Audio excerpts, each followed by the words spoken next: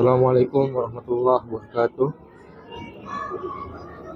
Alhamdulillah, alhamdulillahirabbil alamin wassalatu wassalamu ala Rasulillah. Terima kasih atas kesempatan yang diberikan.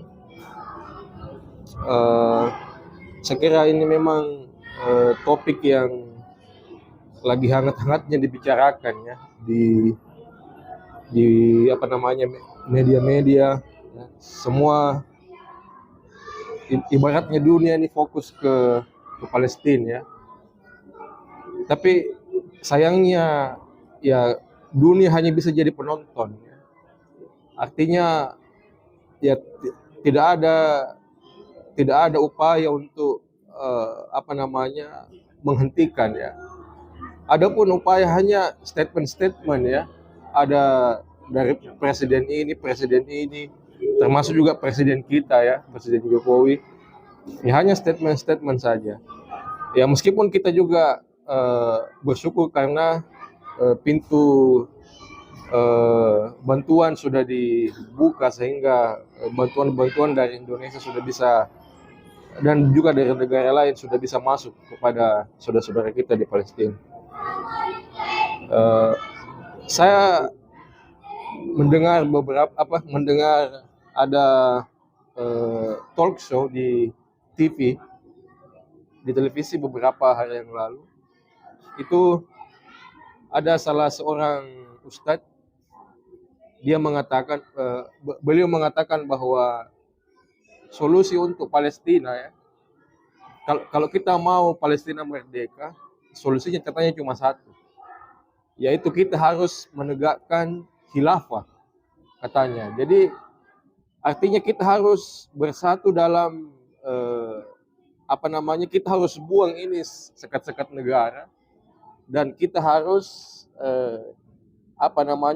mendirikan kembali khilafah seperti yang dulu yang runtuh di Turki itu.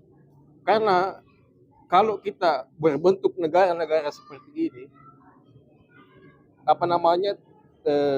ulama tidak bisa memfatwakan untuk jihad.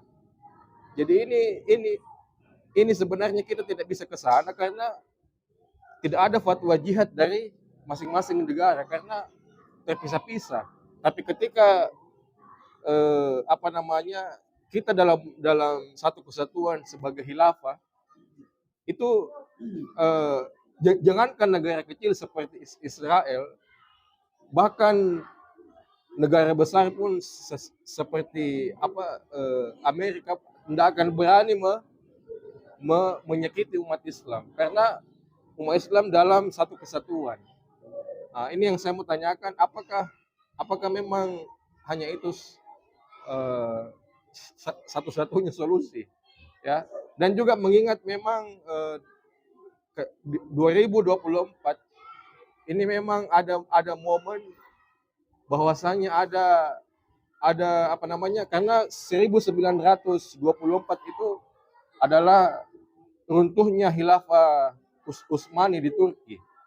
Jadi ada yang memprediksi bahwa ini perang Israel dan Palestina ini adalah pembuka jalan ke situ. Jadi bisa-bisa ini 2024 ini berdiri khilafah dan Palestina merdeka. Jadi ini masih spekulasi. Jadi kalau mau Palestina merdeka harus khilafah didirikan. Jadi ini pertanyaan dari saudara Pak Iqbal bahwa apakah khilafah yang bisa memenangkan pertarungan ini atau adakah yang lain? Kalau dilihat dari pendapat yang diajukan orang, bisa saja dengan berdirinya suatu khilafah.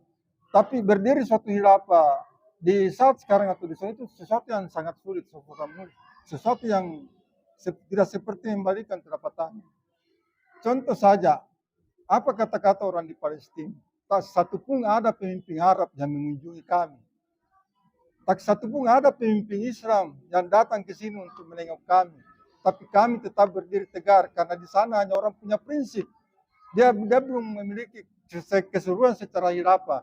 Tapi prinsipnya hidup di sana orang yang membuat dia tegar berdiri. Dia walaupun keadaannya bagaimana, prinsip itulah yang membuat dia bertahan sampai hari ini.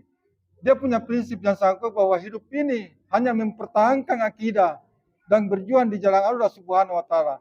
Hanya mempersaksikan iman mereka di hadapan Allah Subhanahu wa taala. Itu baru skala prioritas baru di dalam Palestina. Tapi kalau berbicara tentang khilafah, maka bersatulah sesuai negara Islam di Arab, bahkan di Indonesia pun akan mendukung. Tapi faktanya sekarang sesama Islam saja berbeda. Jadi untuk membayangkan bahwa khilafah akan muncul, mungkin bisa apabila pertolongan Allah itu datang kepada umat Islam itu sendiri. Karena kita lihat faktanya sesama Islam sendiri saling kontradiksi, beda pemahaman, ayo sudah selesai.